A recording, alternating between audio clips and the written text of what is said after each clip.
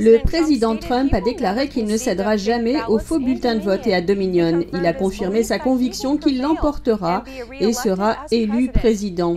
Cette déclaration intervient alors que le président recommande à l'administration des services généraux d'entrer dans les premiers protocoles de transition vers l'équipe Biden. Dans une déclaration sur Twitter, il a écrit « Notre action se poursuit avec force. Nous continuerons le bon combat et je crois que nous l'emporterons. Néanmoins, dans l'intérêt de notre pays, je recommande qu'Emily et son équipe fassent ce qui doit être fait en ce qui concerne les protocoles initiaux. » Un deuxième tweet indiquait « Nous avançons à toute vitesse. Nous ne céderons jamais aux faux bulletins de vote et Dominion. » L'administratrice des services généraux, Emily Murphy, a envoyé lundi une lettre au candidat démocrate Joe Biden pour l'informer que certaines ressources de transition étaient désormais disponibles pour lui et son équipe. Murphy a clarifié sa position en déclarant « Sachez que j'ai pris ma décision de manière indépendante et je n'ai reçu aucune instruction visant à retarder ma décision. » Elle a toutefois déclaré avoir reçu des menaces en ligne par téléphone et par courrier visant sa sécurité, celle de sa famille, de son personnel et même de ses animaux domestiques dans le but de la contraindre à prendre sa décision prématurément. Le président Trump a confirmé ce harcèlement dans son tweet en déclarant « Je ne veux pas que cela lui arrive, ni à sa famille, ni aux employés de l'administration des services généraux. » Murphy a également dit « L'administratrice des services généraux ne choisit ni ne certifie le vainqueur d'une élection présidentielle. Le réel vainqueur de l'élection présidentielle sera déterminé par le processus électoral détaillé dans la Constitution. » L'équipe du président Trump et un groupe de républicains ont plus d'une quinzaine d'affaires post-électorales en cours. Certaines de ces affaires remontent déjà dans la pyramide judiciaire. À 2 semaines de la date limite du 8 décembre, les plaignants dans les affaires électorales de 2020 sont dans une course contre la montre. Les voies légales visant à modifier le résultat des élections se réduiront considérablement après la date butoir. Un juge de l'Arizona a rejeté la semaine dernière une plainte déposée par les républicains. La loi de l'État n'autorise pas les recomptages par les partis et la marge ne permet pas à l'équipe de Trump de bénéficier d'un recomptage automatique. La date limite de l'État pour la certification des résultats est lundi prochain. Il n'y a pas de procès électoral en cours dans le Wisconsin, mais des recomptages sont en cours dans 2 comtés. Un deuxième recomptage est également en cours en Géorgie. Les États clés de la Pennsylvanie, du Michigan, de la Géorgie, du Wisconsin, de l'Arizona et du Nevada décideront probablement de l'élection. Le démocrate Joe Biden est donné vainqueur dans ces 6 États. Il y a suffisamment de votes en jeu dans les procès en Pennsylvanie, au Michigan et en Géorgie pour modifier ces prévisions. Si le président gagne les 3 États, il obtiendra 52 votes supplémentaires du collège électoral et sera déterminé comme le vainqueur général. Mais l'équipe de Trump doit surmonter d'importants obstacles juridiques pour défier les projections.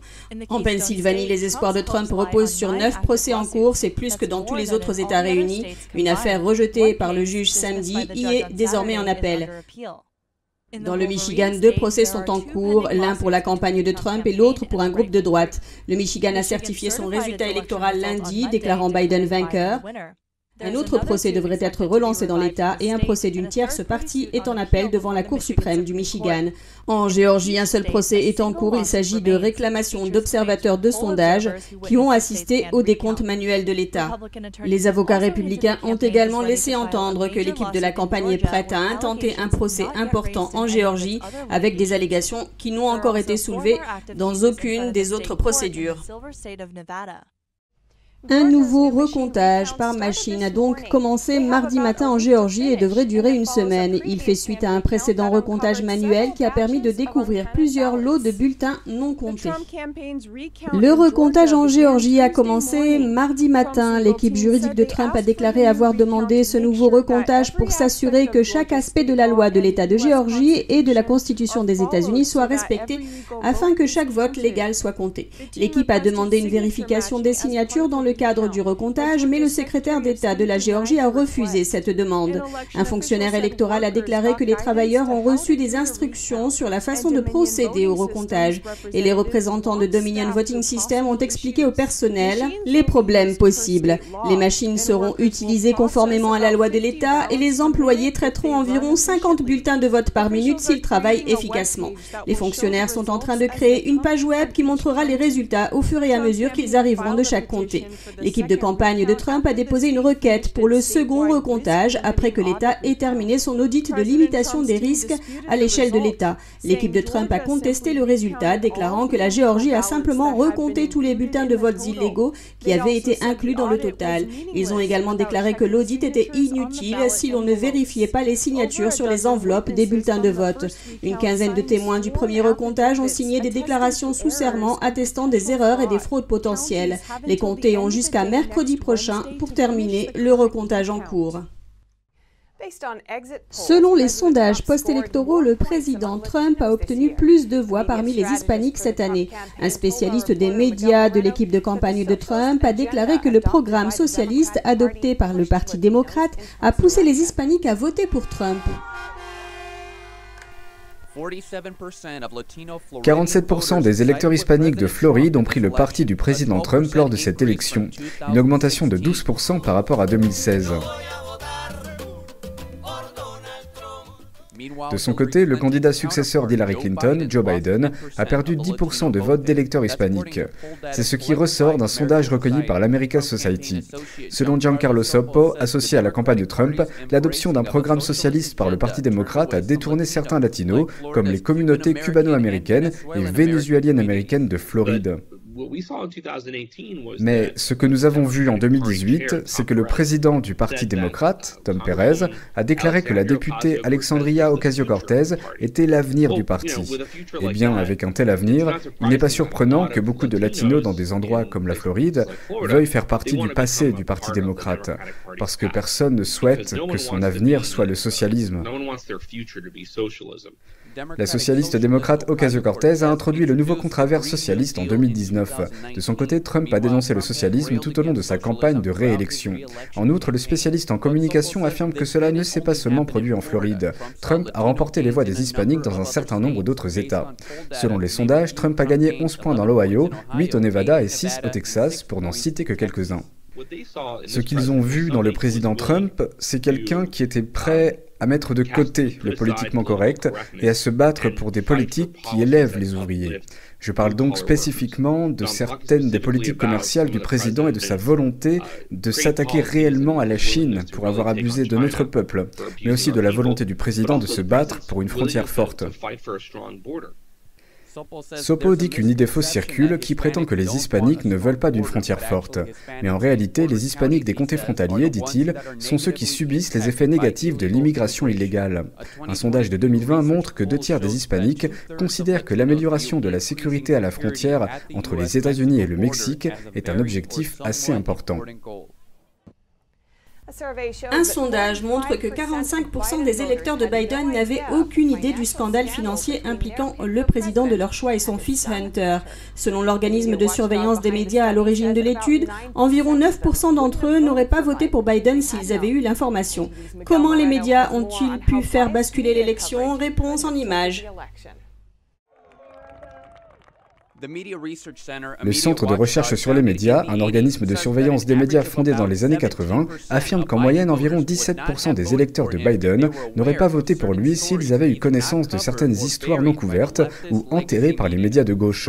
Brent Bozell, le fondateur du MRC, affirme que le président Trump aurait certainement gagné 6 des 7 États en lice où ils ont interrogé les 1750 électeurs de Biden.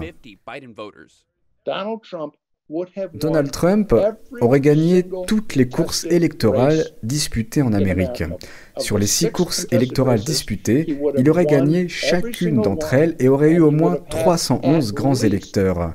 Et je précise que nous n'avons examiné que 6 États. Ils ont interrogé des électeurs en Arizona, en Géorgie, dans le Michigan, au Nevada, en Caroline du Nord, en Pennsylvanie et au Wisconsin. Voici quelques-unes de leurs conclusions. 35% ignoraient les allégations sexuelles de Tara Reade contre Joe Biden. 43% ignoraient les accords de paix au Moyen-Orient du président Trump, qui lui ont valu des nominations pour le prix Nobel de la paix. Et environ 45% ignoraient tout du scandale financier de Joe et Hunter Biden. Si l'on appliquait à la nation la moyenne de l'écart par rapport à Biden, sur la base des données électorales actuelles, Biden perdrait plus de 13,5 millions de voix. Selon Brent Bozell, c'est le résultat délibéré d'une couverture médiatique biaisée de la part des médias de gauche. Je pense que dans ce cycle électoral, ils ont montré sans conteste qu'ils ont été complètement transformés en porte-parole du Parti démocrate et de la gauche radicale américaine. Il encourage maintenant les organisations conservatrices à se lancer dans le commerce de la rhétorique pour lutter contre la diffusion de fausses nouvelles. L'avocat Lin Wood, qui fait partie de l'équipe juridique de la campagne de Trump, a déposé une assignation à comparaître et le secrétaire d'État géorgien est poursuivi dans cette affaire. Lin Wood a également écrit une série de tweets lundi soir alléguant que des fonctionnaires de l'État de Géorgie sont impliqués dans des fraudes électorales. L'avocat de Donald Trump, Lin Wood, exhorte les habitants de Géorgie à demander des images de surveillance des urnes électorales. Il a été révélé lundi que toutes les urnes sont surveillées par des caméras vidéo et que les images sont stockées pendant 30 jours et disponibles au public sur demande. Wood a dit dans un tweet de les submerger de demandes afin qu'ils ne puissent pas détruire les preuves. Il a également dit « Suivez l'argent chinois, suivez l'argent de Dominion, demandez des réponses à Brian Kemp et au secrétaire d'État géorgien ». Il a aussi tweeté les images d'une citation à comparaître lundi soir, convoquant le secrétaire d'État géorgien Brad Raffensperger au tribunal. Dans le tweet, il a demandé si Raffensperger avait vu un enregistrement présumé de fraude électorale à la State Farm Arena dans le comté de Fulton en Géorgie, ajoutant « L'œil de la caméra vidéo ne ment pas, comment appelez-vous fraude électorale ?» L'assignation à comparaître ordonne à Raffensperger de produire les vidéos de surveillance des documents, des informations et des objets, ainsi que l'autorisation d'inspecter les locaux d'un bureau dans le State Farm Arena. L'assignation à comparaître demande également de présenter les contrats de travail liés à une coupure d'eau dans ce même palais des congrès où a eu lieu le dépouillement. L'assignation est adressée au vice-président des Hawks d'Atlanta par la Cour de district nord de Géorgie. Dans un autre tweet, Wood écrit « Avec le temps, des personnes iront en prison en Géorgie », ajoutant « Chaque mensonge sera révélé, lutter pour la vérité ». L'avocat Sidney Powell devrait introduire une action en justice en Géorgie mercredi.